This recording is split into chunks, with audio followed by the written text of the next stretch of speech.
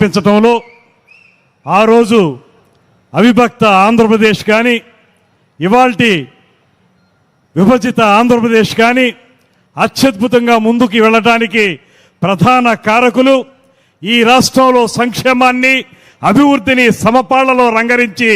ఈ రాష్ట్రాన్ని సర్వతోముఖంగా అభివృద్ధి చేస్తున్నటువంటి పెద్దలు శ్రీ నారా చంద్రబాబు నాయుడు గారికి మనందరి తరపున కూడా ప్రత్యేకమైనటువంటి ధన్యవాదాలు తెలియజేస్తూ ఇవాళ మీకు ఈ నీటిపారుదల రంగం మీద కానీ రాష్ట్ర అభివృద్ధి మీద కానీ ముఖ్యంగా రైతాంగ సంక్షేమం మీద కానీ ఉన్నటువంటి శ్రద్ధ గత పాలకులు ఎవరికీ లేదు. ఇది స్పష్టంగా మనకు కనబడతా ఉంది. ఇవాళ మీరు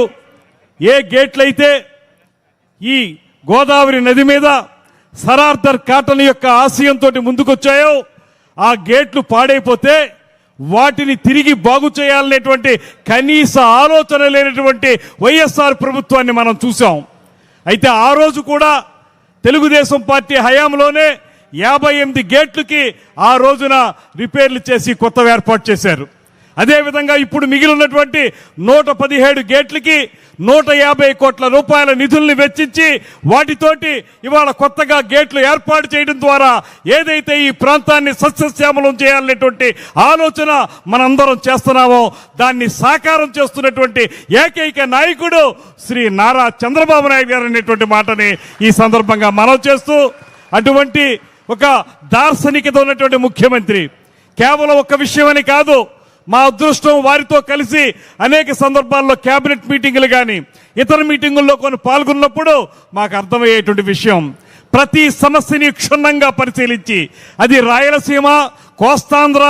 ఉత్తరాంధ్ర ఏ ప్రాంతం అయినప్పటికీ కూడా అక్కడ ఉన్నటువంటి సమస్యల్ని ఆమూలాగ్రం కూడా పరిశీలించి వాటికి సరైనటువంటి పరిష్కారం చూపించగలిగినటువంటి ధీశాలి శ్రీ నారా చంద్రబాబు నాయుడు గారు అనేటువంటి మాటను కూడా ఈ సందర్భంగా మనవి చేస్తూ, ఇవాళ ఈ రాష్ట్రానికి ఒక అద్భుతమైనటువంటి నాయకత్వం ఉంది. ఈ దేశంలోనే గ్రేట్ విజనరీగా పేరు పొందినటువంటి శ్రీ నారా చంద్రబాబు నాయుడు గారు ముఖ్యమంత్రిగా, అదేవిధంగా పేదవాడి కోసం పార్టీని ప్రారంభించినటువంటి ఉప ముఖ్యమంత్రి పవన్ కళ్యాణ్ గారి నాయకత్వం మరో పక్కన, వీరిద్దరికీ పైన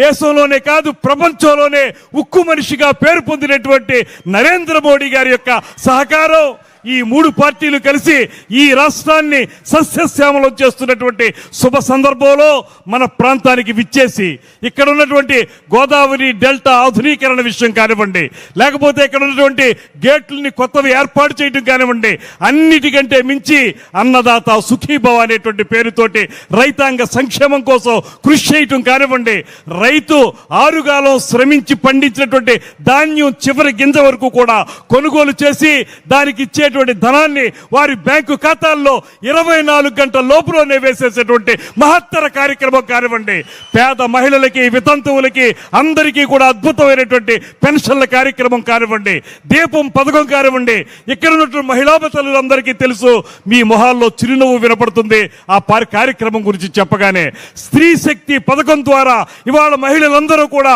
ఉచితంగా బస్సుల్లో ప్రయాణం చేసేటువంటి కార్యక్రమం కానివ్వండి, ఇలా చూసుకుంటే 2 సంవత్సరాల కాలంలో ఈ రాష్ట్రాన్ని అత్యద్భుతంగా ముందుకు తీసుకెళ్లినటువంటి ధీశాలి ధీమంతుడు మన నాయకుడు శ్రీ చంద్రబాబు నాయుడు గారు అనేటువంటి మాటని మరొకసారి మీ అందరికీ మనవి చేసుకుంటూ, వారి ఆధ్వర్యంలోనే ఇంతకుముందు ఎమ్మెల్యే గారు, కొత్తపేట ఎమ్మెల్యే గారు బండారు సత్యానందరావు గారు చెప్పినట్లుగా ఏవైతే అపరిష్కృతంగా ఉన్నటువంటి సమస్యలు ఉన్నాయో వాటన్నిటిని పరిష్కరించడానికి ఖచ్చితంగా శ్రీ చంద్రబాబు నాయుడు గారి దగ్గర సరైనటువంటి కార్యాచరణ ఉంది. ఆ కార్యాచరణ అమలు చేసి ఇప్పటికే సస్యశ్యామలంగా ఉన్నటువంటి ఈ ప్రాంతాన్ని మరింత సస్యశ్యామలం చేయాలనేటువంటి మాటని మిమ్మల్ని కోరుకుంటూ, అదేవిధంగా మిమ్మల్ని ఒక చిన్న కోరిక చివరిగా ఒక డైరెక్షన్ ఇమ్మని ఇరిగేషన్ వాళ్ళు